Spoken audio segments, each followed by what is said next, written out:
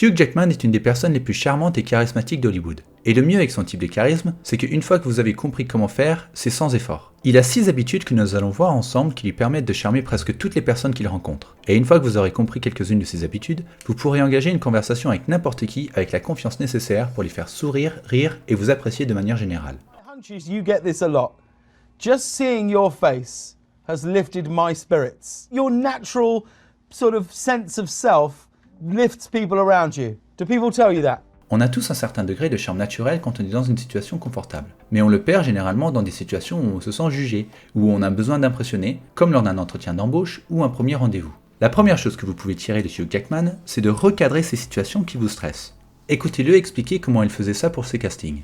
I used to always go into an audition as though it was a rehearsal. As if they said, look, I think you should sit down in the chair, I'd say, I think the character would stand. And so it wasn't just, you've got all the power and I'm trying to please you, but rather we're trying to work together. Si vous allez à un entretien ou un rendez-vous et vous avez le sentiment de devoir impressionner, assurez-vous de prendre le temps de poser des questions pour savoir si la personne en face vous plaît aussi. Ça permettra de voir la situation sous un autre angle dans votre esprit et vous aidera à gagner en confiance. Une autre chose qui aide Hugh Jackman énormément, c'est qu'il fait quelque chose qu'il adore. In a way, when I'm on stage, it's probably the most calm I feel. La plupart des gens se plantent là-dessus quand ils organisent quelque chose avec quelqu'un pour la première fois, parce qu'ils essaient plutôt de les impressionner. À la place, organisez quelque chose qui vous plaît dans un environnement où vous êtes à l'aise. Si vous êtes à l'aise et que vous vous amusez, vous serez plus confiant et vous aurez de meilleurs résultats. Hugh Jackman utilise cette méthode pour tout, que ce soit le sport, le chant ou la scène. Et ça marche pour les conversations également. Il appelle ça la règle des 85%. Voici comment il l'a expliqué sur l'émission de Tim Ferriss. I think they call it the 85% rule. If you tell most sort of A-type athletes to run at their 85% capacity, they will run faster than if you tell them to run at 100. Because it's more about relaxation and form. Ça vous aidera aussi pour la deuxième habitude à prendre pour gagner en charisme. Il déborde de positivité à tel point que c'en est contagieux. Les gens aiment être en sa présence parce qu'il les pousse à s'amuser et se sentir bien dans leur peau. Et ça marchera tout aussi bien pour vous si vous arrivez à faire de même. Pour ça, gardez cet état d'esprit.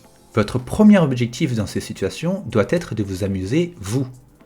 Hugh le fait même quand les enjeux sont élevés, comme quand il a présenté les Oscars.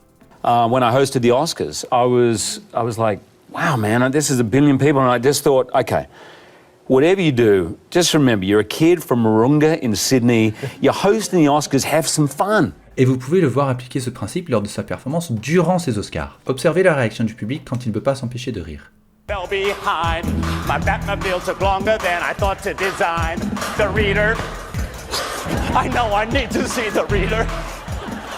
On voit clairement que Hugh Jackman a une confiance heureuse, un grand sourire et un grand rire. Et ce qui rend sa positivité contagieuse, c'est à quel point il encourage les gens quand ils se joignent à lui. Regardez comment il est engagé dans ce que lui raconte cette journaliste. My dad loved you, but he never got your name right. What was it? Stu Jackson. For like, Much better name.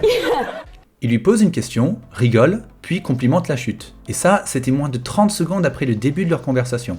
Imaginez-vous à sa place et comment ça pose d'excellentes bases pour une bonne interaction. Voici un autre exemple du même interview où ils essayent de chanter ensemble. Sachez que Hugh Jackman est un chanteur qui a gagné des Tony Awards et elle a avoué qu'elle ne savait pas chanter. wallpaper peeling in the corner. Sunset Boulevard. Boulevard. That's it. Very good. Elle aurait pu se sentir mal à l'aise, mais ce top-là et ces mots encourageants lui ont donné confiance. Si vous souriez en grand, riez fort et encouragez les autres dans l'amusement, ils adoreront faire partie de votre entourage. Ceci étant dit, il ne faut pas se forcer et que ça sonne faux. Il faut que ça soit naturel. Et le prochain point qu'on va voir ensemble aide beaucoup avec ça. De plus, ça vous aidera à gagner en confiance de manière générale. Il s'agit de vous autoriser à exprimer des émotions autres que la joie. La plupart des gens pensent que s'ils se montrent émotionnels, ce serait un signe de faiblesse. Mais Hugh Jackman garde confiance même en partageant des émotions que beaucoup d'hommes refusent d'afficher. In Berlin next to him, and I was just weeping. And I was nervous, man. I was really nervous. All my head is saying, you're going to screw this up. This is yours to lose, right? La raison pour laquelle ça vous rend agréable, c'est que tout le monde ressent ces émotions. Donc quand vous les partagez, les autres se sentent plus proches de vous et ils vous respectent puisque vous partagez quelque chose qui peut être difficile à partager. Ça vous aidera pour votre confiance en vous puisque ça vous entraîne à reconnaître qu'il n'y a aucune émotion que vous devez cacher ou faire semblant de ne pas ressentir. De plus, ça rendra vos conversations plus aisées puisque vous n'avez pas besoin de faire semblant d'être quelqu'un que vous n'êtes pas. Tout ça est directement lié au prochain point. Hugh accepte ses défauts et n'a pas peur d'en parler. Par exemple, le voici qui parle de la fois où il a travaillé avec des boxeurs professionnels. When the guy said you hit me like a girl, did you feel emasculated? You're like, don't say that to me. Did you get pissed off? No, he was absolutely right. I'm an actor. Like, if you hit me, I cry. It's the real world. Dans cet autre exemple, regardez comment il raconte la fois où il a été casté dans une comédie musicale pour un rôle qui sortait de ses capacités vocales. I said, but I can't sing that. You'll be fine. And every night I would go out there. Every night. There was 3 performances. Every night. I went out there. Maria, Marie. And I would go. Et enfin, le voici qui raconte une histoire à propos de son père. Regardez bien la réaction de la journaliste à la fin. No matter anything I've ever done, acting-wise, he says exactly the same thing. Hugh, wonderful work. Van Helsing, it just really... Van Helsing a été affreusement critiqué et le fait qu'il en rigole ainsi plaît beaucoup aux personnes qui l'écoutent. Ceci étant dit, quand il s'agit de vous, commencez avec des défauts que vous assumez mieux, plutôt que des histoires que vous ressentez comme profondément gênantes. Gardez cela pour quand vous serez bien à l'aise avec cette technique et que vous obtenez déjà de bons résultats. Un bon début, c'est de simplement vous autoriser à rire lorsque vous vous trompez ou faites une erreur.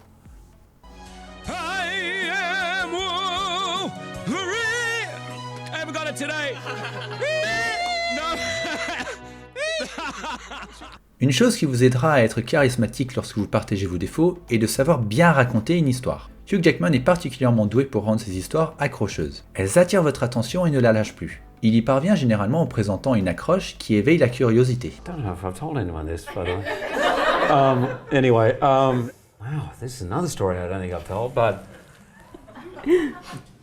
She didn't know... Oh, God, here's an embarrassing story. Commencez votre histoire avec une accroche comme ça et vous serez sûr de garder l'attention de ceux qui vous écoutent. Si vous n'êtes pas sûr de comment créer votre accroche, une bonne solution est de dire pourquoi l'histoire que vous allez raconter était une situation avec des enjeux pour vous. We did 4 workshops over 4 years. There were about 80 people with a checkbook in there. Like, so it was, will this or will it not happen based on this one performance? Pendant qu'il raconte son histoire, il continue de rappeler qu'il y avait de gros enjeux pour lui. I had 80 stitches in my nose, and I passed up and said, great, I'm back to rehearsal. I'm going to sing tomorrow. And he goes, the doctor's like, no, you can't sing tomorrow. Because the stitches may come apart. And I said, you don't understand, this is our make or break. Basez votre histoire sur la curiosité et les enjeux et votre audience sera captivée.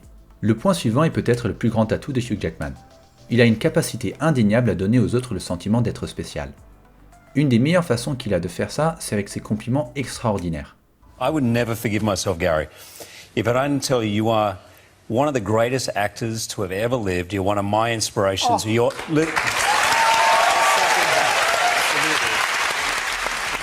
Un compliment sincère et spécial est une manière très efficace de faire en sorte qu'on vous apprécie. Mais il faut quand même faire attention à 2 choses. Vous ne devez pas donner l'impression que vous essayez juste d'être poli, ni que vous essayez d'être un lèche-botte. Dans ce prochain clip, le compliment de Hugh pourrait passer pour de la simple politesse, mais Hugh s'assure qu'on sache qu'il est sincère. There I was, sitting next to one of my heroes, and I'm not just saying that to be nice. I was at drama school watching the John Barton How to Play Shakespeare tapes with Patrick playing Shylock, and I thought one day I want to work with him, and there I was. Il ajoute du contexte au compliment, et c'est ça qui le rend crédible. En voici un autre exemple. Vous verrez qu'au début, le compliment ne touche pas vraiment Emily Blunt. Listen, don't undersell what you did. Look, Julie Andrews is unbelievable in every Yes. single way. You are unbelievable in every single Well, way. you're No, very I mean it. Maintenant, regardez quand il ajoute du contexte au compliment. It's also, you go in as someone who knows musical theatre and movie musicals, you go Right. in like, hey, that's a lot, you've taken on a lot, that's a big part, like it's a, and from the opening scene, you just go, ah. Oh, you're the best. En rajoutant le contexte de son expérience personnelle du monde des comédies musicales, il arrive à faire en sorte qu'Emily rigole et sente que son compliment et son appréciation sont vraiment sincères. Les meilleurs compliments à faire seront donc ceux auxquels vous croyez vraiment, dont l'autre personne est fière et, idéalement, à propos duquel elle ne se fait pas souvent complimenter. Si vous arrivez à tomber sur les 3, c'est le jackpot et on vous adorera pour ça. Cela étant dit, vous n'êtes peut-être pas encore à l'aise pour faire des compliments aux gens. Si c'est le cas, il y a une méthode bien plus simple pour faire en sorte que quelqu'un se sente spécial et que vous pouvez utiliser dans n'importe quelle conversation. c'est le contact visuel. On en entend souvent parler, mais peu de personnes savent utiliser le contact visuel correctement. Hugh Jackman, lui, le maîtrise. Combien de fois ça vous est arrivé de voir une célébrité répondre à un fan en regardant vaguement dans le public? Regardez ce que fait Hugh à la place. Wants to know what was it like for you to say goodbye to that character It was, last year. Jenna, you there? Toute son attention est focalisée sur la personne à qui il parle, que ce soit une grande célébrité ou un membre du public qu'il ne connaît pas. Ce que font la plupart des gens, c'est d'écouter en gardant le contact visuel, puis quand il parle, ils le brisent. Dans notre prochaine vidéo, on parlera de Tom Holland et comment étaler votre regard sur un public pendant que vous racontez quelque chose permet de garder l'attention de tout le monde. Pour le moment, ce que vous pouvez apprendre de Hugh Jackman, c'est à quel point ça peut être important, au contraire, de verrouiller votre regard sur la personne qui vient de vous poser une question. Avoir toute l'attention d'une personne que vous appréciez, c'est génial. Et une fois que vous aurez acquis les autres habitudes dont on a parlé dans cette vidéo, il se peut même que des gens commencent à vous poser des questions rien que pour avoir votre attention. Et voilà, c'est tout pour cette vidéo. N'hésitez pas à laisser un like, un commentaire ou vous souscrire à la chaîne pour ne pas rater nos prochaines sorties. À bientôt!